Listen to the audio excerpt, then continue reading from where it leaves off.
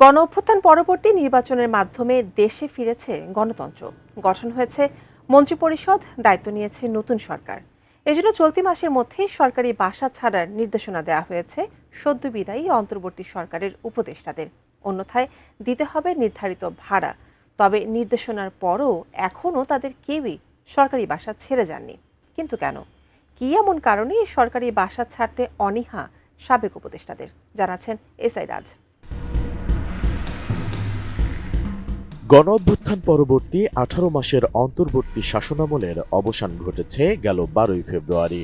সেদিন জনগণের ব্যালটের রায়ের মাধ্যমে দেশে ফিরেছে গণতন্ত্র। তবে অন্তর্বর্তী সরকারের পুরো সময় জুড়ে দেশের আইন শৃঙ্খলা পরিস্থিতি ছিল নড়বড়ে ও অনিশ্চিত। সময়টিকে মব সন্ত্রাসের রাজত্ব বলেও অভিহিত করেছেন অনেক বিশ্লেষক। যদিও অন্তর্বর্তী সরকারের পক্ষ থেকে বারবার মবকে অস্বীকার করা হয়েছে।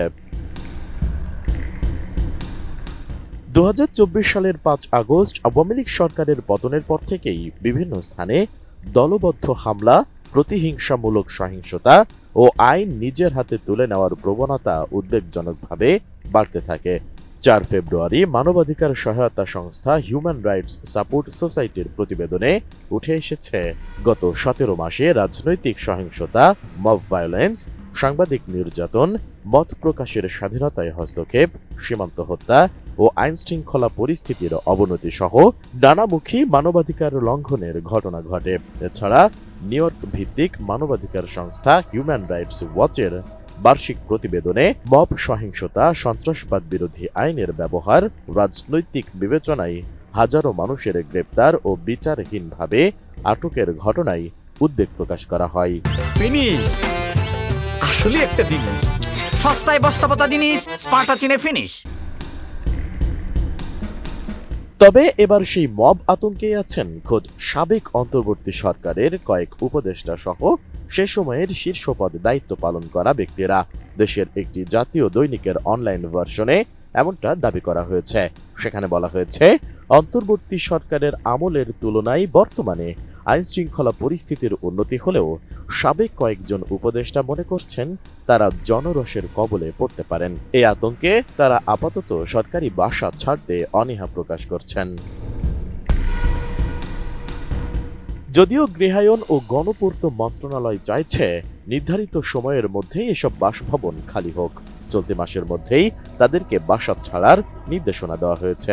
এরপরও যদি কারো বিশেষ অসুবিধা হয় তাহলে সর্বোচ্চ তাকে 1 থেকে 2 মাস সময় দেওয়া যেতে পারে।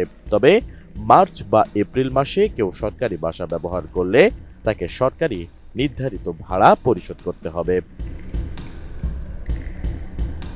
এ প্রসঙ্গে আবাসন অধিদপ্তরের পরিচালক মোহাম্মদ আসাদুজ্জামান বলেন, সরকারি কর্মকর্তাদের আবাসনের যেমন নীতিমালা রয়েছে, সাবেক উপদেষ্টাদের ক্ষেত্রে সেরকম নীতিমালা নেই। তারা কোনো পেনশন সুবিধাও পান না।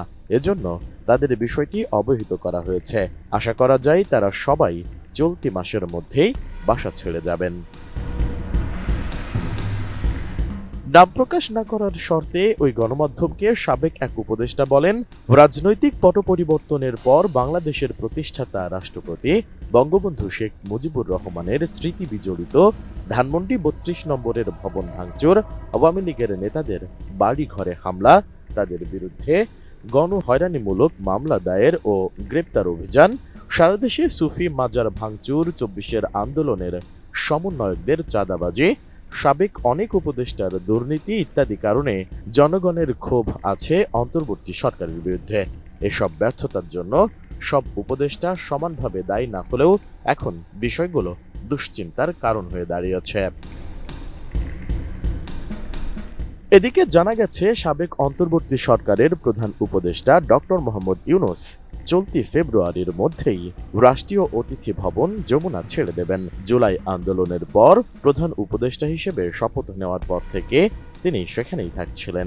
যমুনা ছেড়ে তিনি তার গুলশানের বাসভবনে উঠবেন। সব মিলিয়ে বর্তমান অবস্থায় নতুন সরকারের মন্ত্রী প্রতিমন্ত্রীদের আবাসন ব্যবস্থা নিশ্চিত হতে কিছুটা সময় লাগতে পারে বলেই মনে করছেন সংশ্লিষ্টরা। এসআই রাজ, এটিএন নিউজ, ঢাকা।